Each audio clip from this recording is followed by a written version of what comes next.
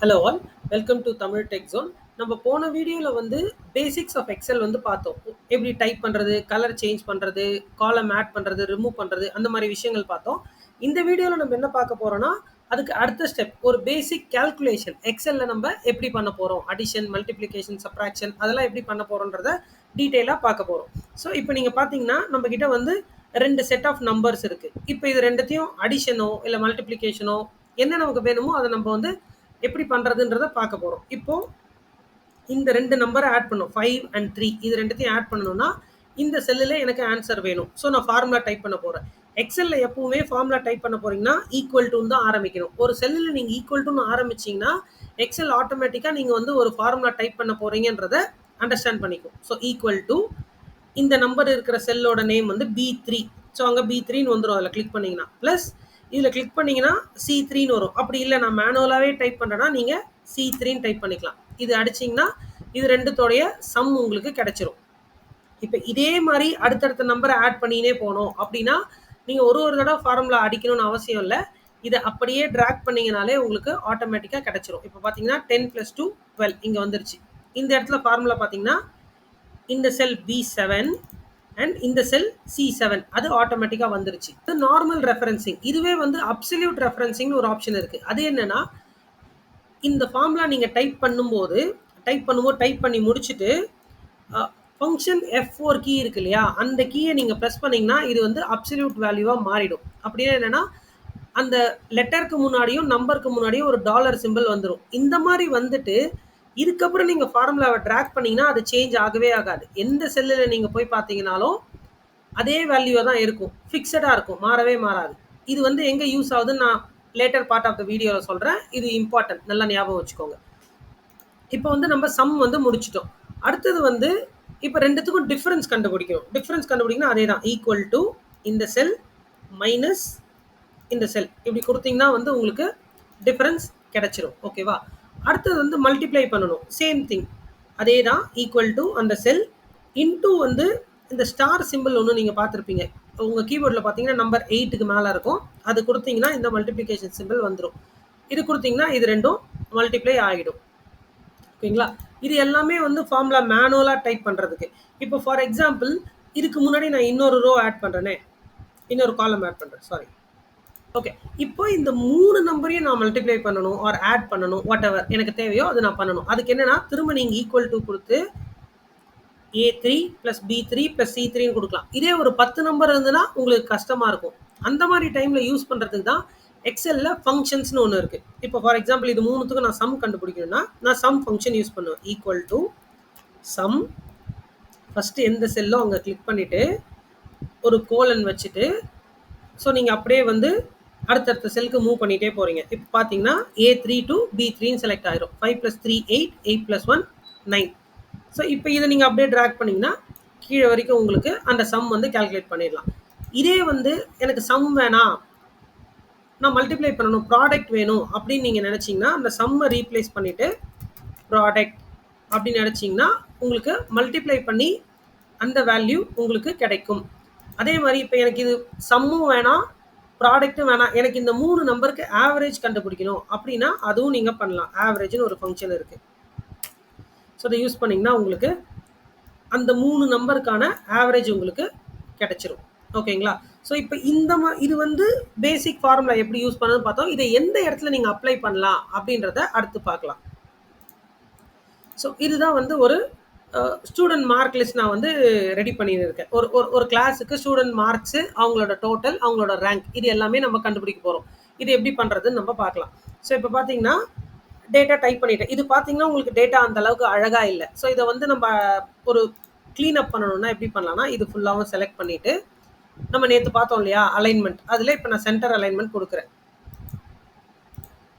Centre alignment கொடுத்துட்டேன்னா எல்லாமே வந்து centre ஆயிடுச்சு. இப்போ அதே மாதிரி இதுக்கு வந்து ஒரு பார்டர் நான் அப்ளை பண்ணணும். இப்போ நார்மலாக செல் இல்லாமல் எனக்கு வந்து அதை சுற்றி ஒரு டார்க் அண்ட் லைன் வேணும்னா ஸோ இந்த பார்டர்னு ஒரு ஆப்ஷன் இருக்கு இல்லைங்களா, அதில் கிளிக் பண்ணிவிட்டு ஆல் பார்டர் கிளிக் பண்ணிங்கன்னா உங்களுக்கு பார்டர் அப்ளை ஆகிடும். ஸோ இப்போ பார்த்தீங்கன்னா இது மட்டும் உங்களுக்கு தனியாக தெரியும். இப்போ நம்ம டோட்டல் கால்குலேட் பண்ணணும். ஈக்குவல் டு சம் ஆஃப், இப்போது எனக்கு வந்து இங்கிலீஷ் அது வந்து எதில் இருக்குது, D6ல் இருக்குது. D6லேருந்து எனக்கு சோஷியல் வரைக்கும் வரணும். சோஷியல் வந்து H6ல இருக்கு. பிராக்கெட்ட க்ளோஸ் பண்ணிட்டு என்டர் குடுத்தேன்னா, உங்களுக்கு அதோடைய டோட்டல் வந்துரும். இத அப்படியே நான் டிராக் பண்ணேன்னா, கீழ வரைக்கும் டோட்டல் வந்துரும். இப்போ ஃபார் எக்ஸாம்பிள் ஏதோ ஒரு சப்ஜெக்ட்டோட மார்க்க நான் மாத்துறேன் அப்படின்னா, ஆட்டோமேட்டிக்கா உங்களுக்கு டோட்டல் மாறிடும். ஓகேவா? இப்போ அடுத்தது டோட்டல் நம்ம கண்டுபிடிச்சிட்டோம். இப்போ நார்மலா அடுத்து என்ன ஒரு கிளாஸ் ரூமோட மார்க் லிஸ்ட் நீங்க ரெடி பண்ணும்போது தேவைன்னா, ரேங்க். ஸோ இப்போ இதில் யார் ஃபர்ஸ்ட் ரேங்க்னு நீங்கள் கண்டுபிடிக்கணும்னா அதுக்கு ரேங்க்னு ஒரு ஃபங்க்ஷன் இருக்கு. So equal to rank of. இப்போ எதை நம்ம கம்பேர் பண்ண போகிறோம், இதுதான் டோட்டல். இந்த டோட்டலை நம்ம எடுத்துக்கிறோம். இதை எது கூட கம்பேர் பண்ணணும்னா இந்த அரேனா நிறைய நம்பர்ஸ் இருக்கிறது சேர்ந்தது தான் ஒரு அரே. ஸோ இந்த டோட்டல் லிஸ்ட்டோட அதை நம்ம கம்பேர் பண்ண போகிறோம். I6 எடுத்து I6லேருந்து I10 வரைக்கும் இருக்கிறத நம்ம கம்பேர் பண்ண போகிறோம். ஓகேவா? அப்போ ப்ராக்கெட் க்ளோஸ் பண்ணிவிட்டு என்டர் அடிக்கிறேன். ஸோ இப்போ இந்த நம்பர் பார்த்தீங்கன்னா இந்த மொத்த லிஸ்ட்டில் 4வது பிளேஸில் வந்து வந்திருக்கு. ஓகேங்களா? இப்போ நான் இதை அப்படியே ட்ராக் பண்ணுறேன். ட்ராக் பண்ணிங்கன்னா உங்களுக்கு தப்பாக நிறைய வரும். என்ன ரீசன்னு நான் இப்போ உங்களுக்கு சொல்கிறேன். இப்போ இதில் பார்த்தீங்கன்னா I6லேருந்து I10 வரைக்கும் கம்பேர் பண்ணுது. அடுத்து போனீங்கன்னா I7, ஏன்னா அடுத்து ட்ராக் பண்ணுறோம், I7 வந்துருச்சு. இப்போ இதை எதோட கம்பேர் பண்ணுதுன்னா I7லேருந்து I11 வரைக்கும் கம்பேர் பண்ணுது. I6 வந்து உங்களுக்கு மிஸ் ஆயிடுச்சு. ஏன்னா நம்ம ப்ரீவியஸாக சொன்னோம் இல்லையா, standard referencing, absolute referencing. So இது பார்த்தீங்கன்னா நார்மல் ரெஃபரன்சிங்கில் இருக்குது. ஸோ ட்ராக் பண்ணால் உங்களுக்கு ஃபார்முலா சேஞ்ச் ஆகிடும். இப்போ இதை வந்து அப்சல்யூட் ரெஃபரன்சிங்காக மாற்ற போகிறேன்.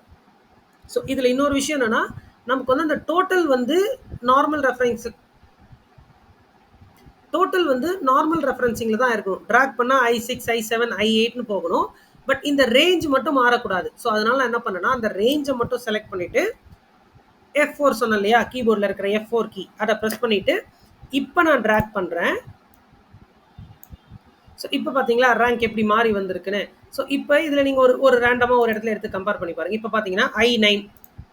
ஸோ இந்த I9 பக்கத்தில் இருக்கிற டோட்டல் இதை தான் நான் கம்பேர் பண்ணணும். ஆனால் நான் கம்பேர் பண்ணுற ரேஞ்ச் பார்த்தீங்கன்னா I6லேருந்து I10 வரைக்கும் தான் இருக்குது. நான் என்ன ட்ராக் பண்ணாலும் அந்த ரேஞ்ச் வந்து உங்களுக்கு சேஞ்ச் ஆகவே இல்லை. ஸோ உங்களுக்கு எப்போ ரேஞ்ச் சேஞ்ச் ஆகணுமோ அப்போ நார்மலாக ஃபார்முலாவை விட்டுடணும். எப்போ ரேஞ்ச் சேஞ்ச் ஆகக்கூடாது, எப்படி பண்ணாலும் அந்த ஃபிக்ஸடாக கொடுத்தது அப்படியே இருக்கணும், ட்ராக் பண்ணாலும் மாறக்கூடாதுன்னா நீங்கள் வந்து அப்சல்யூட் ரெஃபரன்சிங் அந்த ஃபங்க்ஷன் F4 வந்து நீங்கள் யூஸ் பண்ணிக்கணும். ஓகே, ஸோ இது முடிச்சாச்சு. இது ஒரு அப்ளிகேஷன் ஆஃப் ஃபார்முலாஸ். இப்போ வேற ஒரு சினாரியோ எடுத்துக்குவோம், அதில் எப்படி ஃபார்முலா அப்ளை பண்ணலாம் அப்படின்றத நம்ம பார்க்க போகிறோம்.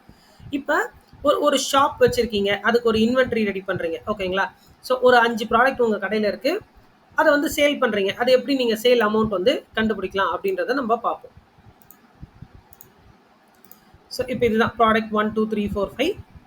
ப்ராடக்ட் 1ல் வந்து 9 ப்ராடக்ட் நான் வந்து விற்றுருக்கேன். அதில் ஒரு ப்ராடக்டோட ப்ரைஸ் வந்து 187 ருபீஸ். ஓகேவா? ஸோ இப்போது சேல் அமௌண்ட் நான் கண்டுபிடிக்கணும். இது நான் கண்டுபிடிக்கிறதுக்கு என்ன ஆப்ஷன்னா, ஒரு ப்ராடக்டோட விலை 187, அப்போ 9 ப்ராடக்ட் என்னன்னு நம்ம கண்டுபிடிக்கணும். ஸோ அது ரெண்டுத்தையும் நம்ம மல்டிப்ளை பண்ணணும். ஈக்குவல் டு ரெண்டே நம்பர் இருந்தாலும் டேரெக்டாக நம்ம ஃபார்முலா யூஸ் பண்ண ஃபங்க்ஷன் யூஸ் பண்ணாமல் டேரெக்டாகவே மல்டிப்ளை பண்ணிக்கலாம். ஓகேவா? இப்போ என்டர் பண்ணியாச்சு. இதை வந்து நான் அப்படியே வந்து கீழே வரைக்கும் ட்ராக் பண்ண போகிறேன். ட்ராக் பண்ணிவிட்டு எனக்கு கிடச்சிரும். அப்போ டோட்டல் சேல்ஸ் அமௌண்ட் எனக்கு வேணும்னா இது எல்லாத்தோட சம் வந்து எனக்கு வேணும். கரெக்டாக? ஸோ அதுக்கு ஈக்குவல் டு சம் ஆஃப் இதிலிருந்து இது வரைக்கும் நான் வந்து செலக்ட் பண்ணிவிட்டு என்டர் கொடுத்தேன்னா இதோடைய டோட்டல் சேல் அமௌண்ட் உங்களுக்கு கிடைச்சிரும். ஓகேவா?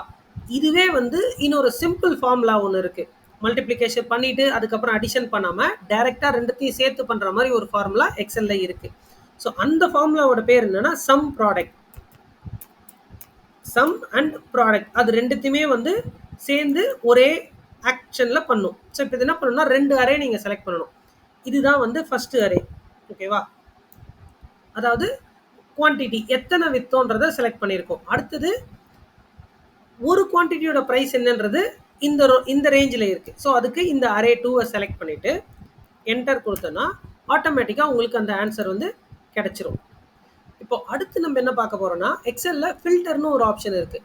ஃபில்டர் என்னென்னா, ஒரு 10-15 ரோ இருக்குன்னா அதில் ஸ்பெசிஃபிக்காக ஒன்றை மட்டும் நீங்கள் சூஸ் பண்ணி பார்க்கணும் அப்படின்னு நீங்கள் நினச்சிங்கன்னா ஃபில்டர் வந்து யூஸ் பண்ணலாம். ஸோ ஃபில்டர் எப்படி அப்ளை பண்ணுறது பார்த்தீங்கன்னா, இப்போ இதுதான் வந்து உங்ககிட்ட இருக்க டேபிள். இதில் இதுதான் வந்து ஒரு இதோட ஹெட்டிங். ஸோ இதை மட்டும் செலக்ட் பண்ணிவிட்டு டேட்டான்னு ஒரு டேப் இருக்கும், அதில் போயிட்டு ஃபில்டர் கொடுத்தீங்கன்னா இந்த மாதிரி ஒரு ஆப்ஷன் வந்து உங்களுக்கு வந்துரும். ஒரு இது பக்கத்துலயும் ஒரு ட்ராப் டவுன் வந்துரும்.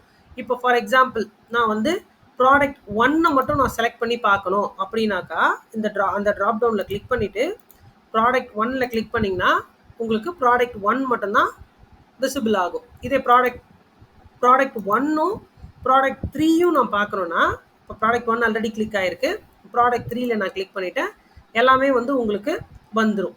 இப்போ அடுத்தது நான் மொத்தமா எல்லாத்தையுமே பார்க்கணும் அப்படின்னா, இங்க செலக்ட் ஆல்னு ஒரு ஆப்ஷன் இருக்கும். அத குடுத்துட்டு ஓகே குடுத்தீங்கன்னா, உங்களுக்கு வந்துரும். இப்ப நம்ம அப்ளை பண்ண ஃபில்டரை எப்படி ரிமூவ் பண்றதுன்னு பார்த்தீங்கன்னா, மறுபடியும் அத செலக்ட் பண்ணிட்டு, அதே ஃபில்டர் ஐகான குடுத்தீங்கன்னா வந்து உங்களுக்கு அது ரிமூவ் ஆயிடும். வந்து நம்ம என்ன பார்க்க போறோம்னா, ஃபார்மேட்டிங்ல இன்னொரு ஆப்ஷன் இருக்கு. ஃபார்மேட் பெயிண்டர் அப்படின்னு ஒரு ஆப்ஷன் இருக்கு. அது வந்து ரொம்ப ஒரு யூஸ்ஃபுல்லான ஒரு ஆப்ஷன் எக்ஸெல்ல.